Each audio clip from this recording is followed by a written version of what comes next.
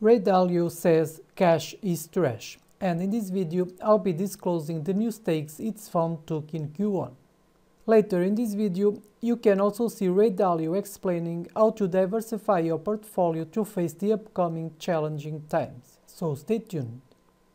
Before I move on, just make sure to subscribe the channel and hit the notification bell, and please smash the like button also for YouTube algorithm.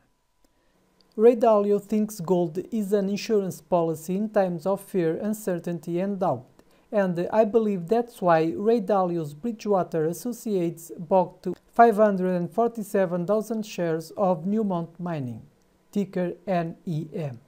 During Q1 2022, Bridgewater Associates also bought 301,000 shares of Berkshire Hathaway, 198,000 shares of Airbnb, 1.88 million shares of Medtronic, and 175,000 shares of Caterpillar.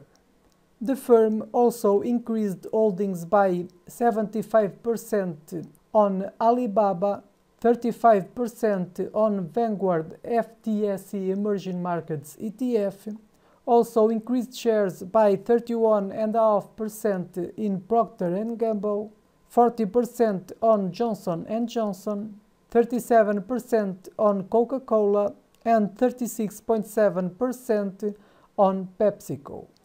On the other hand, Bridgewater exited investments in Tesla, Verizon Communications, Columbia Sportswear, and AutoZone. Now I leave you with a short clip where Ray Dalio explains how to diversify your portfolio and position yourself for inflation. My main things are, first, cash is trash, and that there's in bonds and debt, it's not going to be good, and the claims of financial assets.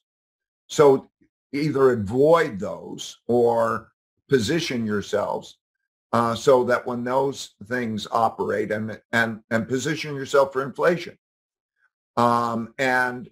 So there are investments, lots of investments pertaining to inflation. I agree with Jeremy's comments about commodities, and the big commodity cycles are reactive. There's a giant, just like the 40-year bull market in bonds, associates with a commodity cycle where everybody adapts to that. Companies don't hedge. Inventories are drawn down. There's less investment in those things. That when that switches to that kind of an environment. And the big overarching thing is that the amount of financial claims that exist, and there's charts in my that I repeatedly show when I deal with the changing world order.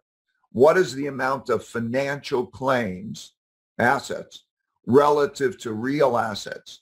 And you could see that through history, when those financial claims, it's like a bank has too many IOUs on its real money and that thing, then you always get into these environments where it's undesirable to own the debt and you have negative real returns. And so to position one's portfolio in a tilt that way. But of course, the way that we do it is to separate alpha and beta, right? So two parts, core, because we're all talking tactical. How do you create a truly well-balanced core portfolio? And we know that the typical well portfolio is not well-balanced, with its greatest vulnerability being in that upper right quadrant in our box, which is the inflation box. And we know that we're in that environment. So from a starting point of view, I would encourage all investors to look at that box, those four quadrant box, that box that we have: rising inflation, falling inflation, rising real growth relative to discounted, falling real growth relative to discounted, and see what the biases are in those portfolios. I believe that now you can simultaneously reduce risk and raise returns, reduce risk of that portfolio by having more in that upper right quadrant, rising inflation, and you will reduce your risk, because if you look at your portfolio, typical investor's portfolio, that is the environment that it is missing. So you start with that. How do you get more neutral? How do you get better balanced? And you cover yourself from that exposure. And then you make your tactical moves around it. And the tactical moves, again, should not be in those debts. It should be very well diversified. I think that the social and political conflicts are going to be a big investment thing coming forward. And so that'll mean, and the way I look at it is, I want to look at places that have good income statements and balance sheets. So when I say places, I mean countries, as well as individuals that make up those countries, the individual people and the individual companies. So do they have a good income statement, financial stability? Do they have a good balance sheet so that they can weather those things? And also, it's a sign of their productivity. Are they productive?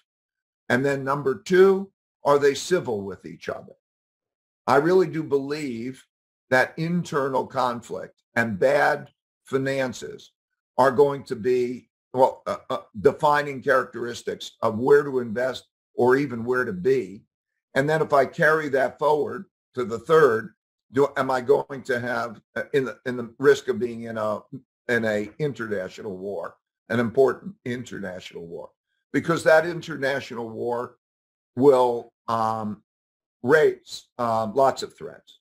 So I want, when I'm picking those locations, I want to be out of those debt instruments, largely minimized on the financials, the inflation hedge assets, well diversified. Look to parts of the world that are not as plagued with this. So emerging Asia is very interesting. India is interesting. So diversify. Look at neutral countries during that period of time. Watch out for government controls on capital markets, because that's the logical next step. History has shown that. Watch out for foreign exchange controls, could be. Watch out for those things. So those are the themes that I think are most important and will be most important in investing.